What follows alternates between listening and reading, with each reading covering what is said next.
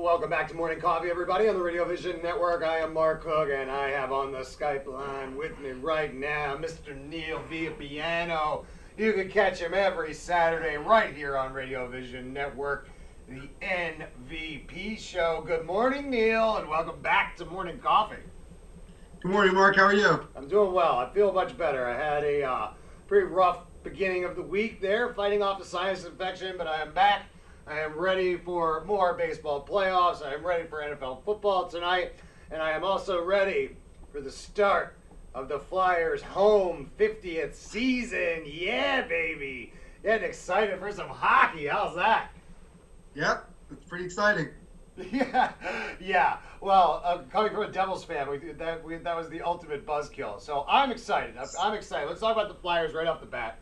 I'm wearing my orange bow tie. I've got my orange socks on with the orange speckled pocket square because I'm excited. The Flyers started off the season with a road trip, 3 games out west. They come back home 1-1-1, and I think they had a pretty good trip. The rookies look like they're going to be able to contribute. And the Flyers come home tonight against the Ducks. And like I said, it's the start of the 50th anniversary season. So what do you think about the first week of the NHL, Neil?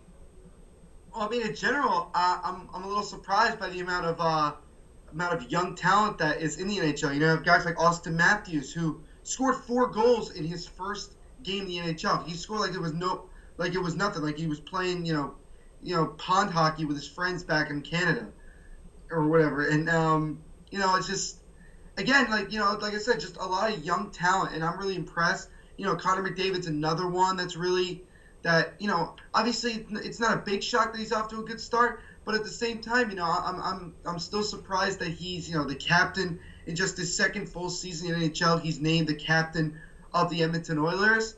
But talking about, you know, the Philadelphia Flyers, like you said, they went 1-1-1 on that road trip. I think to an extent, it's a good idea for them to have a road trip to start the year, you know, kind of get everybody to know each other, where everybody's kind of like just going home to their teammates and not just their families, and then kind of get to know each other and build that chemistry early on. And I was impressed that the Flyers went into LA, you know, in that first game and won convincingly 4-2, and they played very well. And, you know, even though they've lost a game and lost another one in overtime, they've still looked relatively good. They could easily be 3-0 going into this home opener against the Ducks. Yeah, I mean, they were really unlucky the other night. There was a no call in overtime, and then the Coyotes scored, which they would have never even had that play if they would have called the penalty where they ripped the stick right out of Voracek's hands. But anyway, I don't need to get in on that. What I think is really cool, you talk about the young talent, was that the Flyers have 2 kids, Konechny and Provorov. Now, we weren't sure if they were actually going to make the team because they are so young, but they did, and they're contributing. And that's really an exciting thing for the NHL, to bring in these really young guys and sort of turn the page for some of the new stars. But you talk about McDavid. They look at McDavid as the next Gretzky. I mean, they think that this kid is going to be absolutely phenomenal. So he was the #1 pick a couple of years ago, but when they were talking about that draft and the Flyers were actually in position to possibly get that #1 pick, we ended up getting a few picks later. But what's really cool about it is that he was so hyped as the #1 pick, but he's actually living up to it a little bit. The kid can play. Right. It's still very early in his career, but I think that it's exciting. You talk about him, you talk about the guy in Toronto, you talk about the kid with the Flyers. I'm sure there are other young stars sprinkled throughout the league. It's kind of a good sign for the NHL. Yeah, I totally agree with you. I didn't know about the Connor McDavid almost going to the Flyers. Me as a Devils fan, that would have made me very nervous. But at the same time, you know, like you said, I agree with you. You know, the NHL is getting to that point where they're starting to get younger talent to make the NHL and really just contribute. And I think that's good for the game. I think a lot of fans like to associate themselves with guys that are much younger than them, and you know, that they can relate to in this, you know, in this generation. So, you know, as for myself, it's kind of crazy to think like Austin Matthews is actually a month, I believe, or month or two younger than me, and he's already playing in the NHL. And I'm like, wow, you know, this kid's the same age as me, and he's making thousands of dollars playing hockey, and he's on an NHL team, and and it's just kind of crazy to think about it that way. Yeah, it is neat. It's a neat kind of dynamic though, what's going on. And you mentioned the Devils, and I'll be honest, I haven't scouted the rest of the East yet, so I don't really know too much about the Devils. But is Brodeur still the goalie? Wow. All right, I know he's not. Hasn't been for a couple of years, man, but thank you for reminding me. Yeah, well, I mean, he was good, and that's all I remember about the Devils. Because look, the Devils, they're irrelevant. I hate to break it to you, but that's okay. So let's switch gears a little bit and talk some NFL football. Tonight we actually have a game worth watching. We have fantasy implications tonight with the Bears and the Packers. Look, the Packers have been the craziest team, I think, in the NFL so far this year, and the Bears stink, but we've got a lot going on in this game, so let's talk about it. Right, like you said, we got the Bears and the Packers tonight, an NFC North matchup. These two teams have been rivals for many, many, many years. They've had a couple big matchups, including back in 2010 when the Bears and Packers faced off in the Windy City in the NFC Championship game. The Packers would go on to win and eventually win the Super Bowl that year. And Jay Cutler would begin his time as one of the most inconsistent and least impressive quarterbacks, not only to play in Chicago, but possibly in the NFL. And now he's not even playing because he's been hurt. And, Brian Hoyer has been coming in. And once again, Brian Hoyer comes to another team and has to kind of resurrect the franchise a bit. So, I mean, I don't know how much longer Brian Hoyer is going to be traveling around the NFL before finally somebody gives him a legitimate shot to become a starter and try to lead a franchise. But look, the Packers are 3-2, and for most teams that's pretty good. But for the Packers, it's kind of surprising. The last two games they've really been struggling. Yes, they beat the Giants 23-16 2 weeks ago, but Aaron Rodgers threw his first 2 interceptions of the season, and he looked kind of uncomfortable throughout most of the game. And then you go to the game against the Cowboys, and he looked horrible. I mean, absolutely horrible. And even though he kind of ran, like someone told me before, they ran through a buzzsaw in the Dallas Cowboy hype. But still, he looked like he was struggling the whole time. And it's kind of like, what's going on? Is it the offensive line? Is it his receivers? Or is it just plainly him and his inconsistency at times? And then if you look at the Bears, like I said, inconsistency at the quarterback position. They're 1-5, the second worst team record-wise in the NFL. And so even though it doesn't seem like on paper this is an exciting matchup, I still think it'll be good because I know a lot of people who are Bears and Packers fans who really enjoy these type of rivalry games. So it should be interesting to watch tonight. Yeah, well, I mean, they what's the old saying? Any given Thursday, right? I mean, that's the deal, is that anybody can beat anybody on any given day. Absolutely. Absolutely. And that's why it's going to be an interesting matchup. We've got two NFC North teams going at it.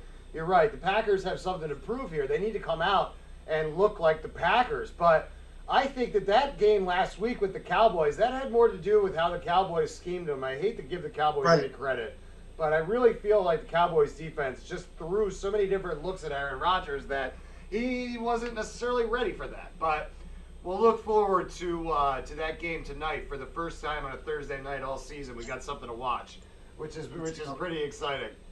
Pretty exciting. So let's switch gears real quick and talk about the baseball playoffs because we had an elimination yesterday. We finally know who is going to come out of the American League, and it was the Cleveland Indians. So let's talk about what happened to this very stellar Toronto Blue Jays team this year.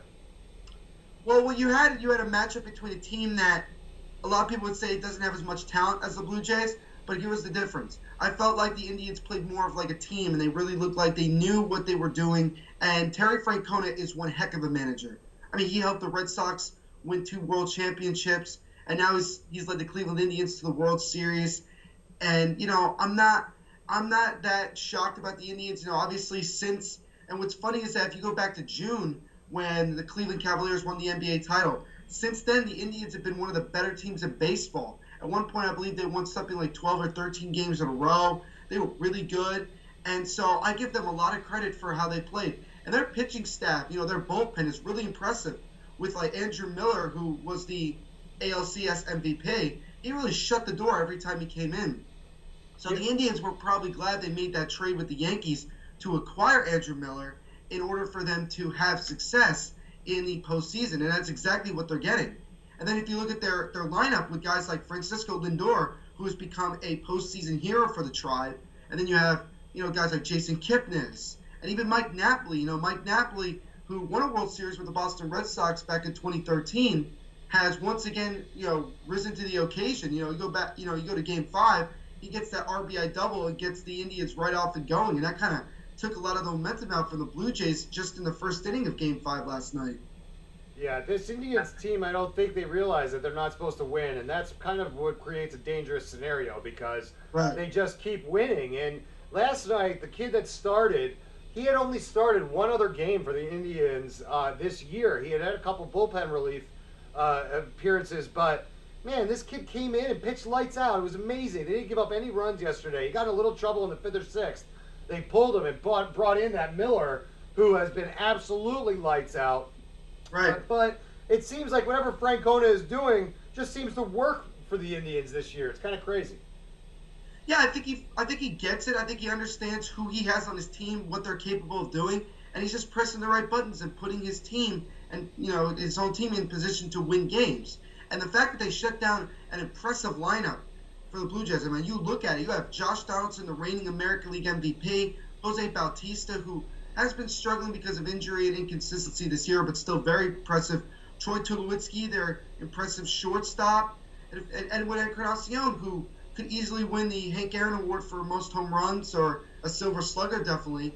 And you look at how they just shut him down, and you would have thought that after Game 4, when the Blue Jays finally scored more than 2 runs, when they scored 5, you were thinking, I'm pretty sure most fans are thinking, here's where the Blue Jays finally open up their offense and finally get it going. I think that's when people thought that there was a possibility the Blue Jays could make a comeback.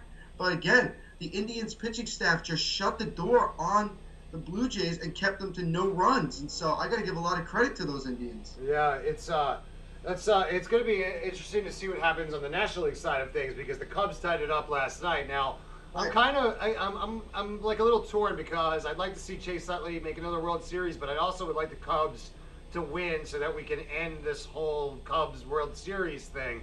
But the bottom line is that I can't have Cleveland become a city of champions. I mean, if they win the NBA title and then the World Series in the same year, that would be, I think the world would explode, wouldn't it? I mean, if you look at the Pittsburgh back in the 70s when the Steelers and Pirates were winning, I mean... We're not talking about Pittsburgh, we're talking about Cleveland. It's Cleveland versus Philadelphia, Neil. Don't you understand that? We're not talking about Pittsburgh. I'm talking about Cleveland and how they stink all the time, every year, in every sport. Shouldn't everybody be happy, though? I mean, finally Cleveland's, no longer a city of, it's no longer a laughing stock anymore. Why on earth would I be happy about that? I don't care about Cleveland. I could care less about how Cleveland does, except I don't want them to win championship after championship now that Philadelphia is going to be the last city. Come on, that's not fair. Oh, you sounded like they're trying to go out and win their 3rd straight NBA championship and 4th straight World Series. The Indians haven't won anything yet. So look. So what if the Indians win the World Series? Does that mean that they're going to go on and win several in a row? No. But you never know. You have to be happy. You have to be happy. It's been 50 plus years since the Indians have won anything. All right. I don't know. And I want to make one point about the Cubs here. I'm probably the only person on the planet that doesn't want to see the Cubs win the World Series. Why? Because of this reason. The Cubs have been hyped the last 2 seasons to win the World Series. If you go back 2 years ago when they weren't that good, if they had won it then, I would have been happy for them.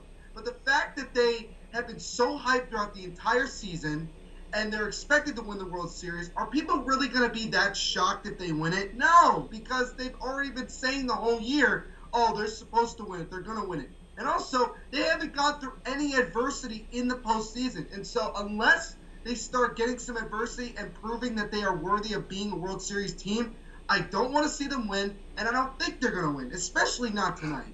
Wow. Neil has fallen off the rails. Listen, you better get it back together, pal.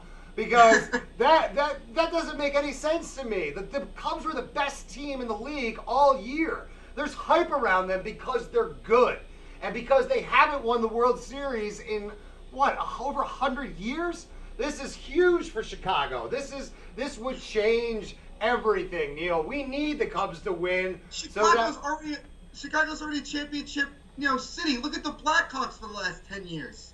All That's right. 3 Stanley Cups in like 6 years, and the Bulls have been consistently good in making the playoffs.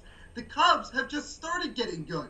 They don't need it. I mean, look, I get it. The Cubs over 100 years. By the way, there's no such thing as curses. I'm going to say that right now. There is no such thing as curses. Basically, like, does Chicago really need another championship right now? I mean, do they really need another one? Come on. Well, out of the three teams left, they're the ones that I want to win. Right? They're my choices.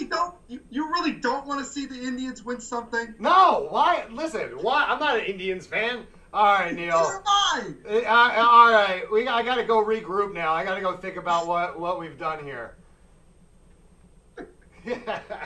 So listen, you can catch the MVP show every Saturday morning right here on Radio Vision Network. Neil, thank you for joining me this morning. Maybe we'll catch up tomorrow and see how everything played out. No problem. Thanks for having me, and we'll talk about this tomorrow. All right, sounds good. That's Neil Villapiano. He joined me on the Skype line. You catch him, like I said, every Saturday on the MVP show right here on the Radio Vision Network. So the boss is in the house, and breakfast with him is coming up momentarily. So don't go anywhere. We'll be right back here on the Radio Vision Network.